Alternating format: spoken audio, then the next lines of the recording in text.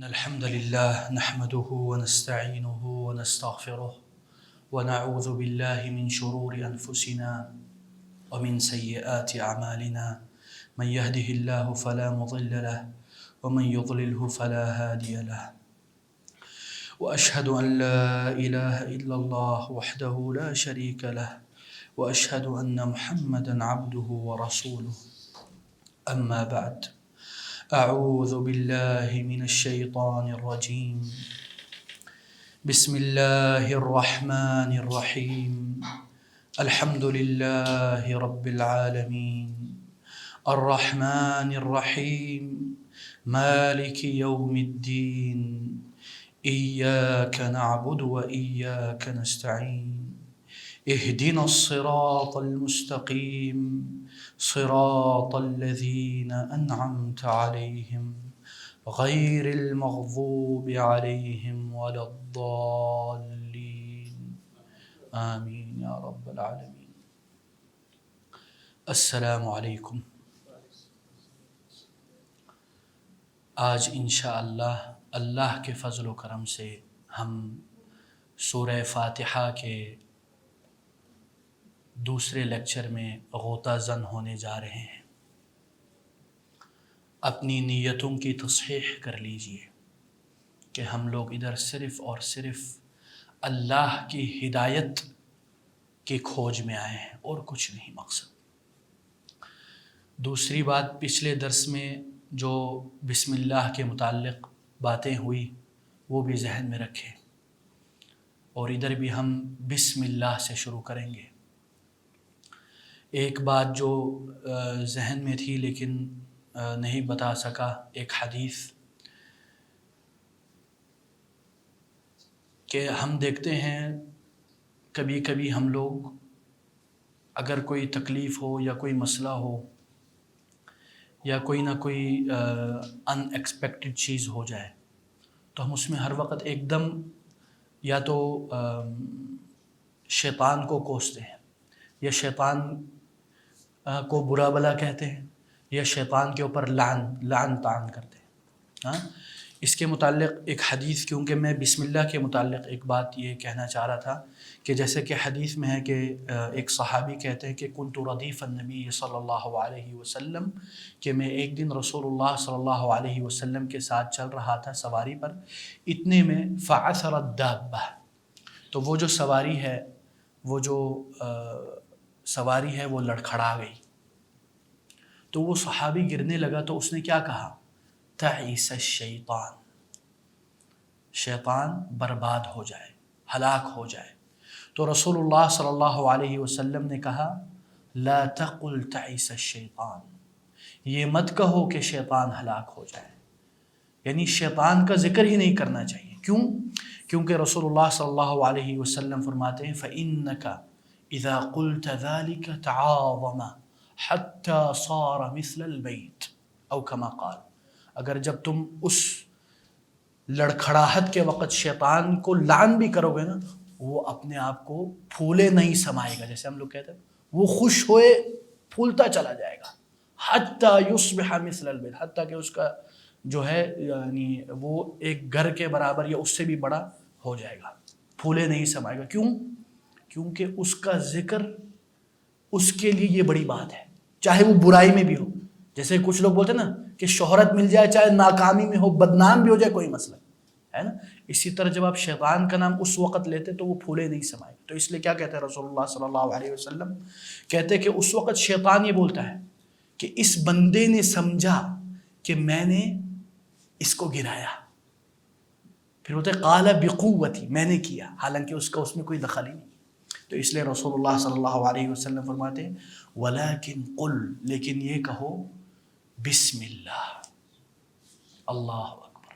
اور جب آپ بسم اللہ کہیں گے اس لڑکھڑاہٹ کے وقت تو اللہ آپ کو محفوظ رکھ دے گا. اور دوسری بات کیا ہوگا؟ رسول اللہ صلی اللہ علیہ وسلم فرماتے ہیں فَإِن قُلْتَ ذَلِكَ، اور جب آپ یہ کہیں گے تصاغر یعنی وہ چھوٹا ہو جاتا ہے، حتی یصبح مثل الذباب، حتیٰ کہ وہ ایک مکھی یا مچھر کے برابر ہو جاتا ہے شیطان. ٹھیک ہے نا. تو یہ بھی ایک بات جو ذہن میں تھی دوسری بات آج جو ہے انشاءاللہ سورہ فاتحہ کے بارے میں یہ بات ہے کہ سورہ فاتحہ اکثر مفسرین کا کہنا ہے کہ یہ مکی صورت ہے، لیکن بعض علماء کہتے ہیں کہ یہ 2 بار اس کا نزول ہوا ہے، مکہ میں بھی اور مدینہ میں بھی۔ ان باتوں میں 2 باتیں ہیں، ایک تو ہے کہ مکی اور مدنی کا کیا مطلب ہے، مکی اور مدنی کا کیا مطلب ہے، کیا یہ صرف ایک زمانی بات ہے، یعنی جو مدینہ میں نازل ہوئی وہ مدنی ہوگی، جو مکہ میں نازل ہوئی وہ مکی ہوگی؟ نہیں، اس کا مطلب یہ ہے کہ جو ہجرت سے پہلے نازل ہوئی اس کو ہم مکی صورت کہتے ہیں، اور جو ہجرت کے بعد نازل ہوئی اس کو ہم کیا کہتے ہیں؟ مدنی صورت، ٹھیک ہے نا۔ اور دوسری جو بات ہے وہ یہ ہے کہ سورۃ الفاتحہ اور بعض صورتیں ضروری نہیں کہ ایک ہی بار نازل ہو، کچھ آیات کچھ صورتیں ڈبل بھی نازل ہو سکتی ہیں، کوئی بھی چیز یعنی مستحیلات میں سے نہیں ہے، کیونکہ کچھ لوگ سمجھتے ہیں کہ بس ایک بار نازل ہوگی ختم، کبھی کبھی بعض آیات 2 بار بھی نازل ہوئی، جیسے کہ سورہ فاتحہ کے بارے میں بعض علماء کہتے ہیں کہ 2 بار نازل ہوئی، ایک مرتبہ مکی ایام میں، ایک مرتبہ مدنی ایام میں۔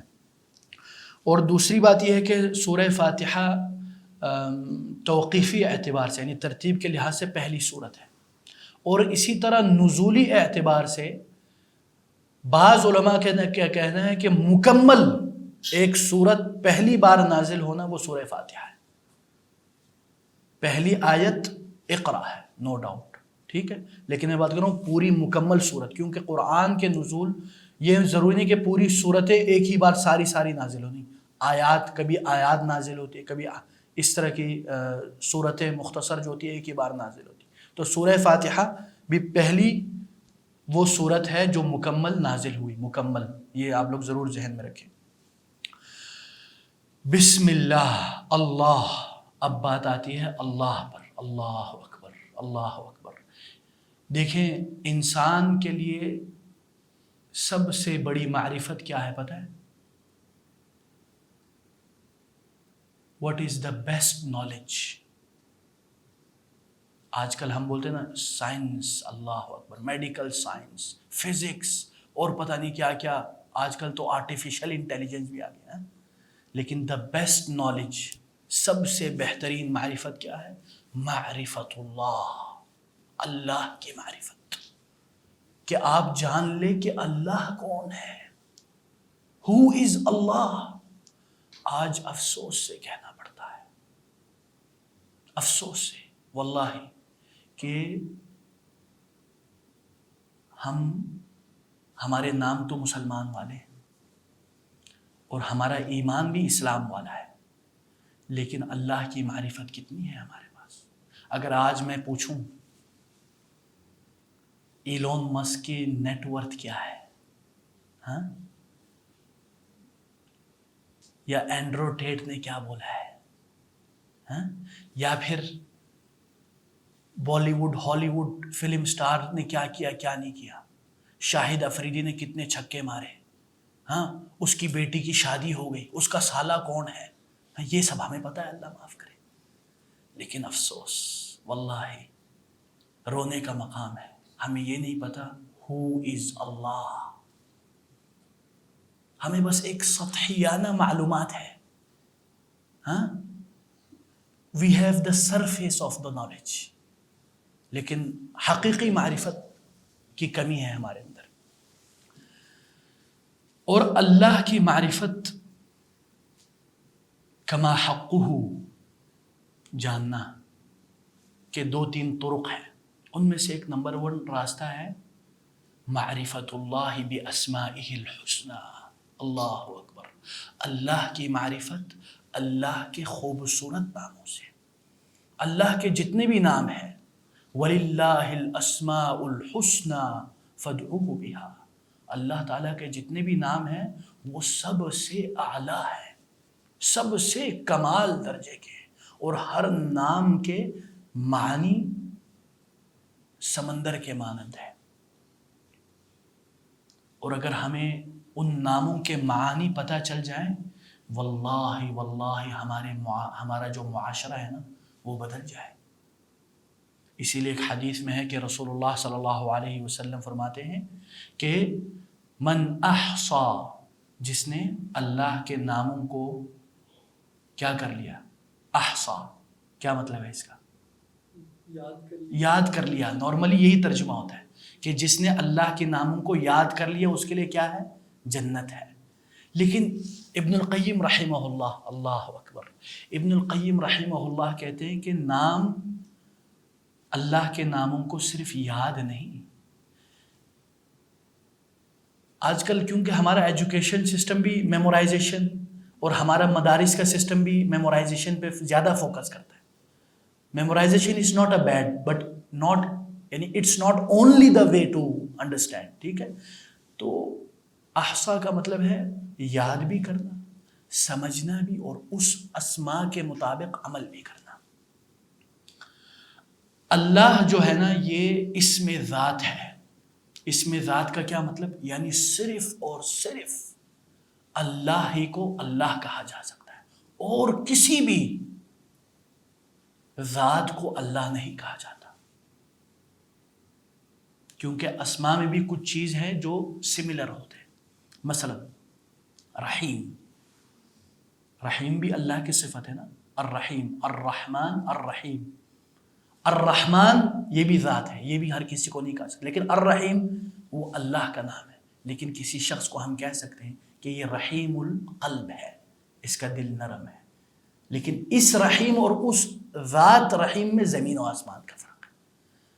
If the names are similar, that doesn't mean کہ meanings are also similar. Remember this، ٹھیک ہے؟ تو اللہ کے متعلق علماء اللغہ کہتے ہیں، بعض کہتے ہیں کہ یہ مشتق ہے ہی نہیں، بعض کہتے ہیں یہ مشتق ہے، یعنی اس کی اصل روٹ کیا ہے؟ الہ یألہ، یعنی معبود، یعنی اللہ ہی معبود برحق ہے۔ اور دوسرا معنی اس میں یہ ہے کہ اس نام کے مندرجات میں سارے اللہ کے نام آ جاتے ہیں، کیونکہ صرف اللہ ہی وہ واحد نام ہے جس کے اندر یہ سارے نام آ جاتے ہیں۔ اور تیسری جو بات ہے، بعض علماء نے کہا ہے، کیونکہ بعض ایک چیز ہے اس کو بولتے ہیں اسم اللہ الاعظم، اسم اللہ الاعظم، اللہ اکبر، اللہ کا سب سے بڑا نام۔ جیسے حدیث میں ہے اسم اللہ الاعظم سے اگر کسی نے دعا کی تو اس کی دعا رد نہیں کی جاتی۔ اسم اللہ الاعظم الذی اذا دعی بہ استجاب، وہ کیا ہے؟ اس میں علماء کے بڑے اختلاف ہیں، لیکن بعض علماء کہتے ہیں کہ یہ اللہ ہی وہ نام ہے جس کے ذریعے آپ اللہ کو پکارو گے تو اللہ آپ کی دعا کو رد نہیں کرے گا۔ لیکن صرف دعا زبان سے پکارنے کا نام نہیں ہے، دعا اصل میں دعاء القلب ہے، دل کی گہرائیوں سے نکلی ہوئی آواز، چاہے زبان سے نکلے یا نہ نکلے، کیونکہ اللہ کو دلوں کا حال پتہ ہے نا۔ دعا کے متعلق یہ بھی ہے کہ کیونکہ ہمارے بر صغیر میں کچھ ایسے نام اللہ کے ساتھ پکارے جاتے ہیں جس کے بارے میں علماء کا اختلاف ہے، ٹھیک ہے نا؟ کیونکہ ناموں کے متعلق علماء کا یہ سٹینس ہے کہ نام وہی اللہ کے لیے متعین ہوں گے جو اللہ نے خود آپ کو بتلائے ہیں۔ You will not generate from yourself، اپنی طرف سے کوئی نام نہیں بناؤ گے اللہ کے لیے، ٹھیک ہے نا؟ اسی طرح مثلا ایک نام بڑا ہمارے معاشرے میں مشہور ہے، کیا ہے وہ؟ یا خدا، ہے نا؟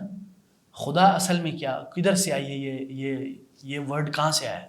یہ اصل میں آیا فرس سے، فارس سے، ٹھیک ہے؟ ان کے ہاں ایک کانسیپٹ آف خدائے خیر اور خدائے شر، اللہ معاف کرے، بہت غلط کانسیپٹ ہے، یعنی there is evil God and good God, استغفر اللہ، تو ان کو وہ لوگ کہتے ہیں خدا۔ تو اس لیے بعض علماء نے ادھر اس وجہ سے اس سے منع کرتے ہیں کہ بہتر ہے آپ خدا ورڈ استعمال نہ کریں اللہ کے لیے، لیکن کیونکہ ہمارے معاشرے میں یہ غلط العام ہو چکا ہے، اور ایک چیز ہے اس کو بولتے ہیں المعنی العرفی، یعنی وہ معنی جو ایک رائج ہو چکا ہے۔ اب ہمارے معاشرے میں کوئی کسی کو بھی نہیں پتا کہ خدائے خیر خدائے شر کیا ہوتا ہے نا؟ اس لیے بعض علماء کہتے ہیں کہ اس میں کوئی حرج نہیں، لیکن بہتر ہے جب آپ کو پتہ چل جائے تو اس کا استعمال کم کریں۔ اور الرحمن، اللہ اکبر، اللہ اکبر، کیا خوبصورت نام ہے، الرحمن الرحیم. اس کا کیا مطلب ہے؟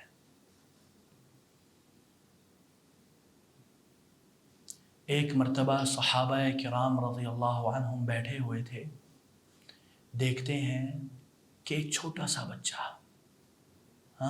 ایک چھوٹا سا بچہ رو رہا ہے، اور اس کی امی دور سے تڑپتے ہوئے بھاگتے ہوئے آتی ہے اور اس بچے کو سینے سے لگاتی ہے اور دودھ پلاتی ہے. تو صحابہ بڑے تعجب سے دیکھ رہے تھے اس ماں کی اس تڑپ کو اور اس رحم دلی کو. تو رسول اللہ صلی اللہ علیہ وسلم کیا کہتے ہیں؟ اتعجبون من رحمت هذه الام بولدها، کیا تم لوگ کو اس بات سے تعجب ہوتا ہے کہ یہ ماں کیسے تڑپ رہی ہے اپنے بچے کے لیے؟ واللہ ارحم بعبده من هذه بولدها. اللہ اکبر. اللہ تعالی وہ ذات ہے، وہ رحیم ذات ہے جو اس سے بھی کئی گنا زیادہ اپنے بندے پر رحم کرتا ہے. اللہ اکبر. اور اسی طرح ایک اور آیت ہے، قل یا عبادی الذین اسرفوا علی انفسهم لا تقنطوا من رحمت اللہ ان اللہ یغفر الذنوب جمیعا. اللہ اکبر. کہہ دیجیے، کیا خوبصورت پکار ہے. اللہ تعالیٰ اپنے نبی کو کہہ رہے ہیں قل، کہہ دیجیے، میرے بندوں کو کہہ دیجیے. قل یا عبادی، اے میرے بندوں. کیا خوبصورت پکار ہے. الذین اسرفوا علی انفسہم، جنہوں نے اپنے اوپر زیادتیاں کی ہیں، اپنے آپ کو گناہوں میں غرق کر دیا ہے، مایوس ہو چکے ہیں، ڈپریسڈ ہیں، سائیکولوجیکل ڈس آرڈر میں تباہ و برباد ہو گئے، سنفل، صبح سے شام تک گناہوں میں لپٹے ہوئے. ان کے لیے کیا پیغام ہے میرے اس رحمان کا؟ لا تقنطوا من رحمت اللہ، اللہ کی رحمت سے نا امید مت ہو جائیو، مایوس مت ہو جائیو. ادھر بھی رحمت ہے، الرحمن. ان اللہ یغفر الذنوب جمیعا. اللہ تعالیٰ سارے گناہوں کو معاف کر دیتا ہے. اللہ اکبر، اللہ اکبر.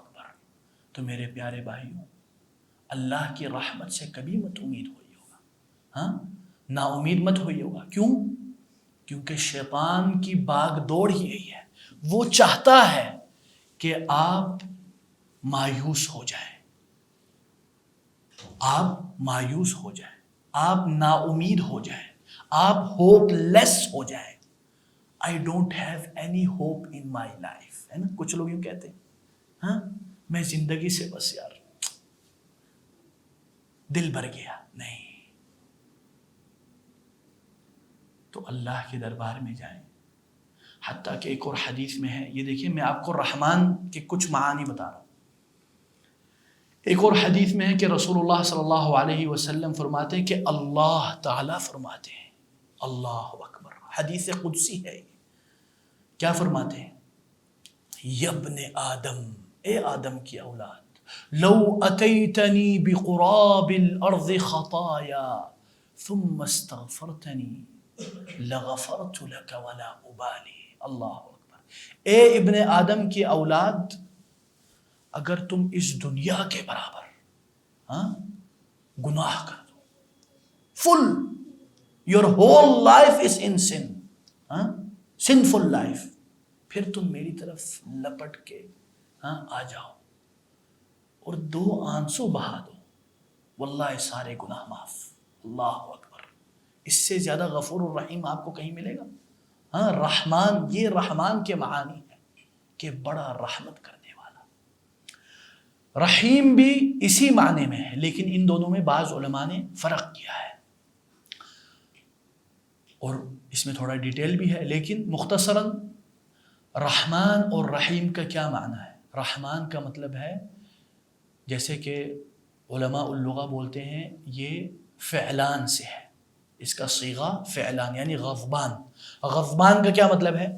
یعنی غصے میں وہ بھر گیا. یہ میں آپ کو عربی کی ایک لنگوسٹکلی پوائنٹ بتا رہا ہوں. اسی طرح ادھر رحمان سے کیا مطلب ہے؟ یعنی رحمت، بڑی وسعت رحمت والا، یعنی وسعت رحمت سے بھرپور میرا خدا، میرا اللہ. ٹھیک ہے. لیکن جو رحیم ہے اس کا کیا معنی ہے؟ وہ فعل رحمت. رحیم یہ فعیل سے ہے. ٹھیک ہے. فعیل is about the action of رحمہ، اس کے لیے آپ رحیم کہتے ہو.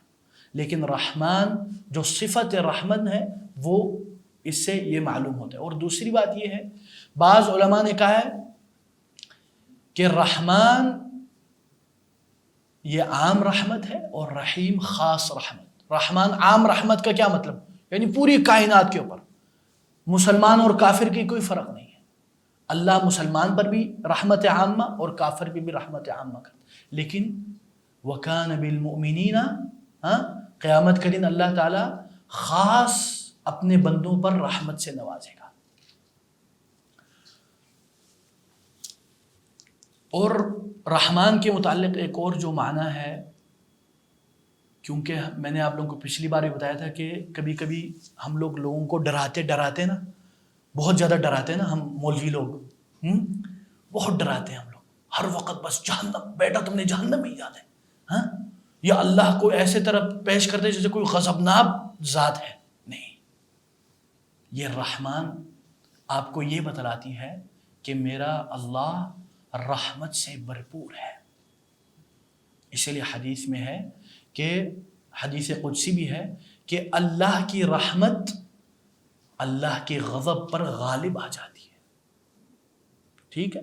ہم پچھلی بار بھی میں نے آپ لوگوں کو بتایا جو ڈرنے کی بات ہے وہ اللہ بذات ہی سے نہیں، بلکہ اللہ کے غضب سے، اللہ کی ناراضگی سے، اللہ کو غصہ آ جائے گا اس حساب سے ہم اس غضب سے ڈرتے ہیں، نہ کہ بذات ہی اللہ سے. مثلا میں آپ کو مثال دیتا ہوں، یہ جسٹ فار انڈرسٹینڈنگ. وَلِلَّهِ الْمَثَلُ الْأَعْلَى، اللہ کی کوئی مثال نہیں، لیکن جسٹ فار انڈرسٹینڈنگ کہ یہ کیسے ہوتا ہے. مثلا ہم سب کے والدین ہیں، والد ہے ماشاءاللہ، کبھی ان سے محبت بھی ہے، کبھی ان سے اللہ معاف کرے ڈر جاتے جیسے کہ کوئی شیر آ گیا ہے. جب وہ غضب میں ہوتے ہیں، ان کو غصہ ہے. تو اصل میں کیا ہے؟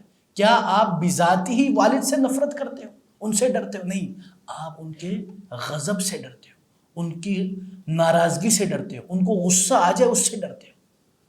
تو یہ جسٹ فار انڈرسٹینڈنگ کہ اللہ بذاتی سے آپ استغفر اللہ اس طرح کا کوئی ڈر نہیں، بلکہ اللہ کے غضب سے ڈرنا. اس کے بعد آتے ہیں آیت، دوسری آیت پر، الحمد للہ رب العالمین. اللہ اکبر، اللہ اکبر. الحمد للہ رب العالمین. نارملی اس کا ہم لوگ جو ترجمہ کرتے ہیں وہ شکر کے معنی میں کرتے ہیں، ہے نہیں؟ یعنی تمام تعریفیں اللہ کے لیے. لیکن اس کے اندر کئی معانی ہیں حمد کے اندر. ٹھیک ہے احباب، حمد کے اندر کئی معانی ہیں. ایک جو معنی ہے وہ یہ ہے، ادھر جو ہے نا الف لام یہ اس معنی میں آتا ہے کہ جتنی بھی تعریف ہے وہ صرف اور صرف اللہ جل جلالہ کی ہے. اس کا کیا مطلب ہے؟ مثلا میں آپ کو مثال دے رہا ہوں جسٹ فار انڈرسٹینڈنگ. جب آپ کسی الیکٹرانک یا کسی چیز کی، مثلا آج کل یہ ہمارے جو ایپل کے جو بڑے محبت کرنے والے ہیں، ایپل کے لیے مرنے والے ہیں، یا اینڈرائڈ کے جو 2 پھڈے چلتے رہتے ہیں، بڑی تعریف کرتے ہیں نا، کیا بات ہے، آئی فون کی کیا بات ہے. دوسرا بولتے ہیں نہیں یار گلیکسی کی کیا بات ہے، سیمسنگ کی کیا بات. لیکن اصل میں کیا آپ اس کی خود تعریف کر رہے ہیں؟ آپ اس کی تعریف کرتے ہو جو اس کے پیچھے کھڑا تھا. مثلا اسٹیو جابز کھڑا تھا، تو آپ اصل میں اس کی تعریف. تو یہ سمجھنے کے لیے میں آپ کو بتا رہا ہوں کہ آپ جب مثلا کسی مخلوق کی بھی تعریف کرتے ہو نا، در حقیقت وہ اللہ کی تعریف ہوتی ہے، اس کو بنانے والے کی تعریف ہوتی ہے، اور جو جائز تعریف ہے. ٹھیک ہے. اچھا اب بات آتی ہے کہ الحمد اور شکر میں کیا فرق ہے. حمد کے اندر بھی شکر کا معنی ہے، لیکن حمد اور شکر میں کیا فرق ہے. دیکھیں حمد جو ہے نا، آپ اس میں اللہ کی تعریف بھی بیان کر رہے ہو، اللہ کی حمد بھی بیان کر رہے ہو، اور ضروری نہیں کہ اس کی کوئی نعمت کے متبادل،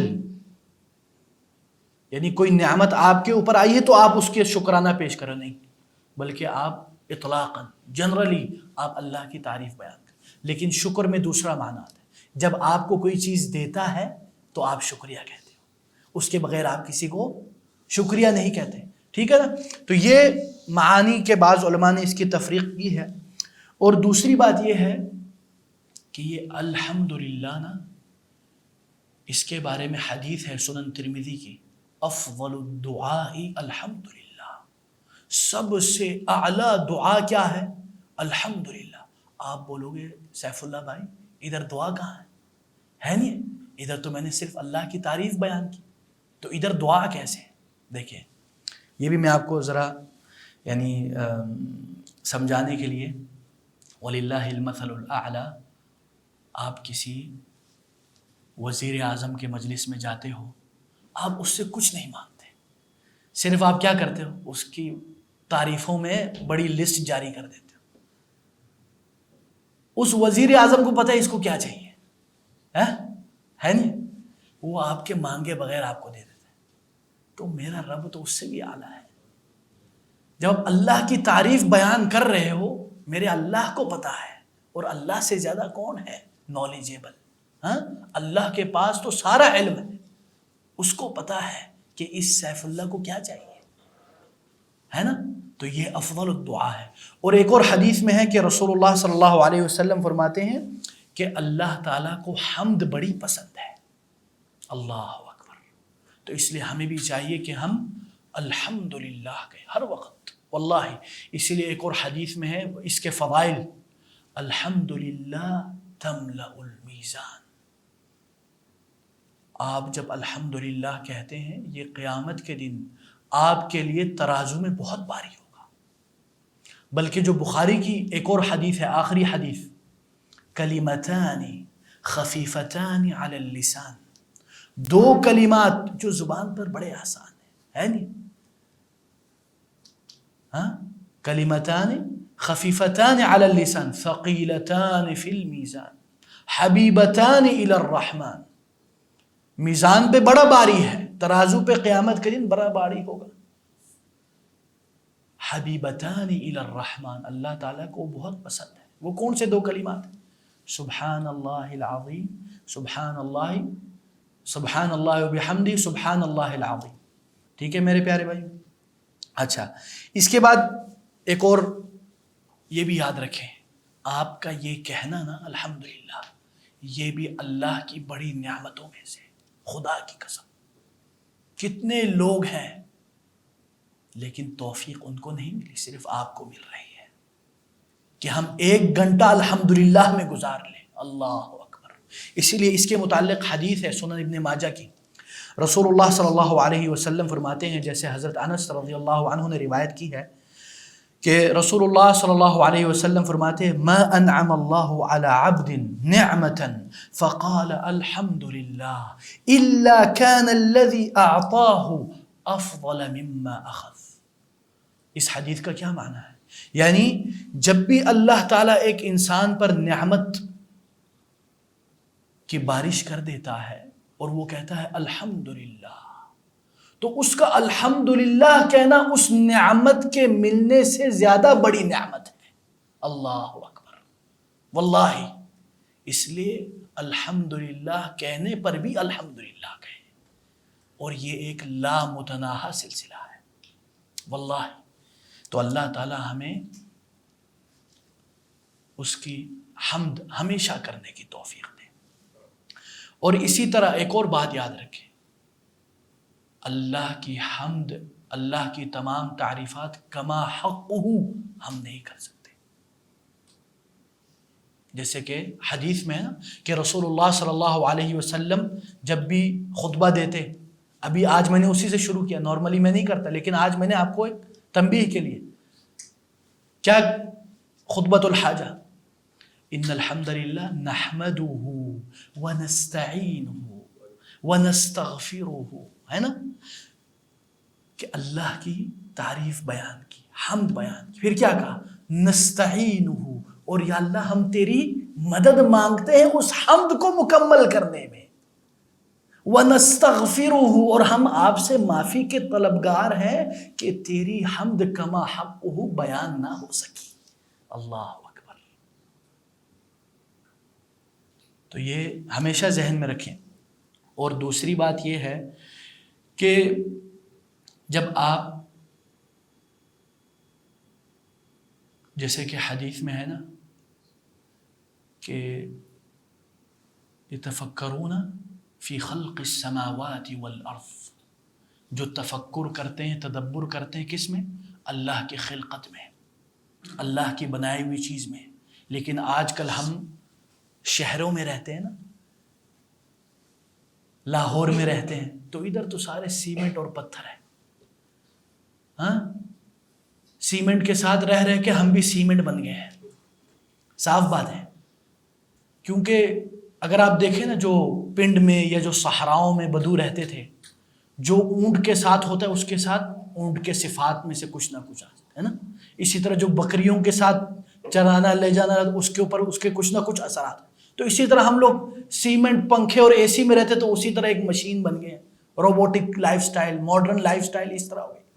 لیکن جب ہم نیچر کے قریب جاتے ہیں، اسکردو بلتستان یا کشمیر، اللہ اکبر، ابھی گرمی جوبن پہ ہے لیکن ہمارے علاقے میں ٹھنڈ ہے، سردی ہے، لوگ کوٹ پہن رہے ہیں، لیکن ادھر اللہ تعالیٰ نے ایسی ہریالی اور ایسے ایسے عظیم پہاڑ ہیں، کیٹو پہاڑ، ہاں، قراقرم کا، وہ اللہ کی قسم دیکھ کے انسان حیران رہ جاتا ہے۔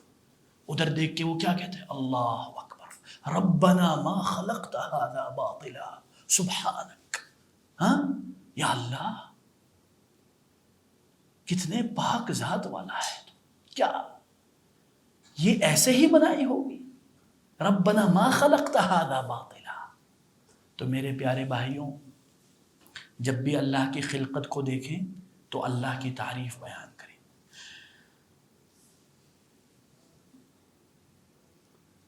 الحمدللہ رب العالمین، رب کا کیا مطلب ہے؟ نارملی ہم لوگ کا جو ترجمہ ہوتا ہے وہی ہوتا ہے تمام جہانوں کو پالنے والا، کیونکہ ترجمے میں کیا ہوتا ہے میں آپ لوگوں کو بتاتا ہوں۔ دیکھیں، translation is not word of God, ٹھیک ہے، ناٹ ورڈ آف اللہ، اللہ کا لفظ نہیں ہے ٹرانسلیشن۔ ٹرانسلیشن ٹرانسلیٹر کے نزدیک جو سب سے قریب مفہوم ہے وہ پیش کرتا ہے، جو اس کو سمجھ میں آئی ہے۔ یہ یاد رکھنا آپ لوگ، کیونکہ بعض احباب کہتے ہیں کہ میں نے قرآن ترجمے کے ساتھ پڑھا، مجھے کوئی فرق ہی نہیں پڑا،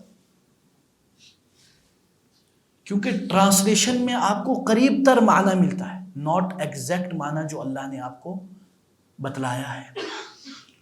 تو رب العالمین، الحمدللہ رب العالمین کا کیا مطلب ہے؟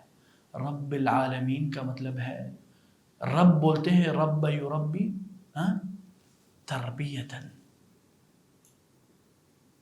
اس میں 3 یا 2 معانی علماء نے بیان کیے۔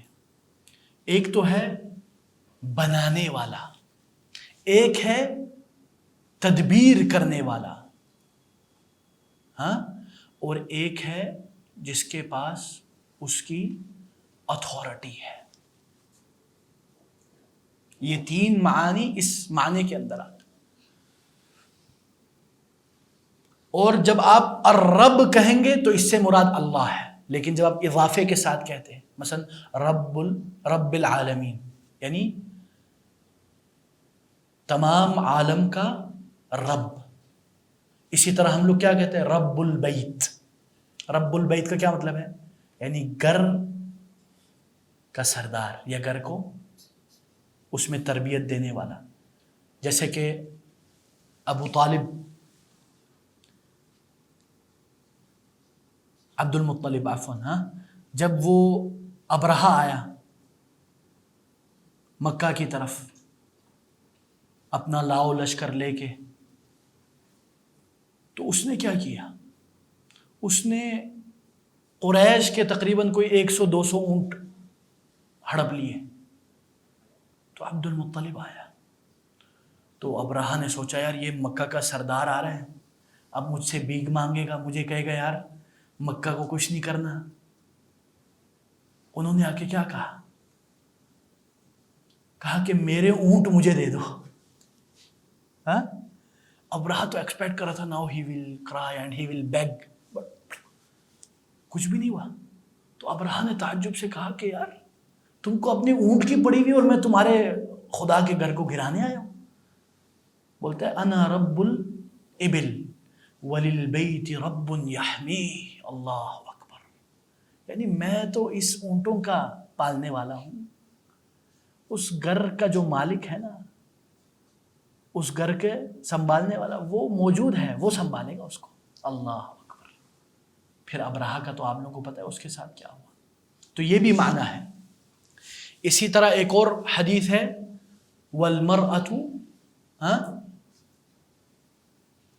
یعنی ایک اور حدیث میں جس کا معنی یہ ہے کہ عورت اپنے گھر میں اپنے بال بچے پالنے میں اس کی کیا ہے، تربیت کا حصہ ہے. اس کو پالنے پوسنے جو بچے ہوتے ہیں یہ اس کی ذمہ داری ہے. جیسے حدیث میں ہے نا کلکم راعی وکلکم مسئول عن رعیتہ، تم میں سے ہر کوئی رسپانسبل ہے اور ہر کسی سے اس کی رسپانسبلٹی کا پوچھا جائے گا. اور رب العالمین کا ایک اور معنی یہ ہے کہ وہ اس دنیا کی تدبیر کرنے والا ہے. تدبیر کا کیا مطلب؟ چلانے والا. آج کل تو سائنس کی دنیا ہے نا، تو بولتے ہیں سائنٹیفک لاز. اس سائنٹیفک لاز پر جا کے ان کی سوئی اٹک جاتی ہے، اس سے آگے نہیں جاتے. Who is the creator of scientific laws? This is the real question. ہے نہیں؟ تو اس لیے ہمیں چاہیے کہ، اور آج کل کچھ لوگوں کا یہ بھی سنا ہے عقیدہ بن رہا ہے کہ وہ کہتے ہیں کہ نعوذ باللہ کہ یہ خلقت، یہ زمین و آسمان بنا دیا ہے خالق نے اور وہ سائڈ پہ ہو گیا. استغفر اللہ. ایسا ہرگز نہیں ہے. اگر ایک لمحے کے لیے میرے رب کی عنایت نہ ہو یہ زمین و آسمان درہم برہم ہو جائے. تو اللہ تعالیٰ سے دعا گو ہوں کہ اللہ تعالیٰ ہمیں اس کی رحمت سے نا امید ہونے سے بچائے، اور اللہ تعالیٰ ہمارے جو گناہ ہیں، جس گناہوں میں ہم ڈوبے ہوئے ہیں، اللہ تعالیٰ ہمیں معاف کر دے. واللہ ہم کلوز ڈور کے پیچھے کیا کرتے ہیں وہ صرف میرا اللہ جانتا ہے. واللہ اس لیے میرے پیارے بھائیوں اور بہنوں، خلوت، جب آپ اکیلے ہو نا، اگر آپ جاننا چاہتے ہیں آپ کون ہیں، آپ کتنے پانی میں ہو، تو خلوت میں دیکھیں آپ کتنا اللہ کی عبادت کرتے ہو یا اللہ کی نافرمانی کرتے ہو. اللہ کو کبھی کبھی ہم لوگوں سے بھی کمتر سمجھتے ہیں. استغفر اللہ، نعوذ باللہ. کیسے؟ دروازہ بند کر کے سمجھتے کوئی نہیں دیکھ رہا. اس ذات کی طرف ہماری نظر کیا، ہماری سوچ بھی نہیں جاتی کہ وہ دیکھ رہا ہے. اللہ معاف کرے. تو اللہ تعالی ہماری خلوتوں کو پاک بنا دے اور ہمیں خلوتوں میں گناہوں سے بچا لے، اور ہمیں خلوتوں میں عبادت کی توفیق دے، اور ہمیں خلوتوں میں رونے کی توفیق دے اور اس کی حمد بیان کرنے کی توفیق دے. اے اللہ ہمیں سائیکولوجیکل ڈس آرڈر سے بچا، ڈپریشن سے بچا، لڑائی اور پھڈوں سے بچا. اللہ تعالی ہمیں ان باتوں پر غور و فکر کرنے کی توفیق دے، اور غور و فکر کے بعد قلبی تبدیلی اے اللہ تو عنایت کر دے کیونکہ یہ دل تیرے ہاتھ میں ہے، ہمارے ہاتھ میں نہیں ہے۔ ہم جتنے بھی سمجھ لیں کہ ہم نے پڑھ لیا انشاءاللہ اب دل میں تبدیلی آئے گی، دیر از نو گارنٹی۔ اس لیے ہمیشہ یہ دعا رکھیں جو رسول اللہ صلی اللہ علیہ وسلم کثرت سے کیا کرتے تھے۔ کیا تھے وہ دعا؟ کان رسول اللہ صلی اللہ علیہ وسلم یکثر من هذا الدعاء۔ آپ ذرا سوچئے، وہ رسول اللہ صلی اللہ علیہ وسلم معصوم شخصیت، گناہوں سے پاک، ہاں، وہ کثرت سے یہ دعا پڑھتے تھے۔ تو ہم گناہوں میں غرق ہوئے لوگ کیا، ہم لوگ کو ہی نہیں کہنا چاہیے؟ وہ دعا کیا ہے؟ یا مقلب القلوب، اے دلوں کو پھیر دینے والے، ثبت قلبی علی دینک، میرے دل کو اپنے دین پر ثابت کر دے۔ تو حضرت عائشہ نے تعجب کیا، تو رسول اللہ صلی اللہ علیہ وسلم نے کہا یا عائشہ القلب بین اصبعین من اصابع الرحمن یقلبہما کیف شاء۔ اے عائشہ، یہ جو دل ہے نا، یہ اللہ کے 2 انگلیوں کے درمیان ہے۔ اللہ تعالیٰ جس طرح چاہے، جس وقت چاہے اس کو پلٹ سکتا ہے۔ So we don't have any guarantee. تو اللہ تعالیٰ ہمیں محفوظ رکھے۔ بارک اللہ فیکم، جزاکم اللہ خیر۔ السلام علیکم ورحمۃ اللہ وبرکاتہ۔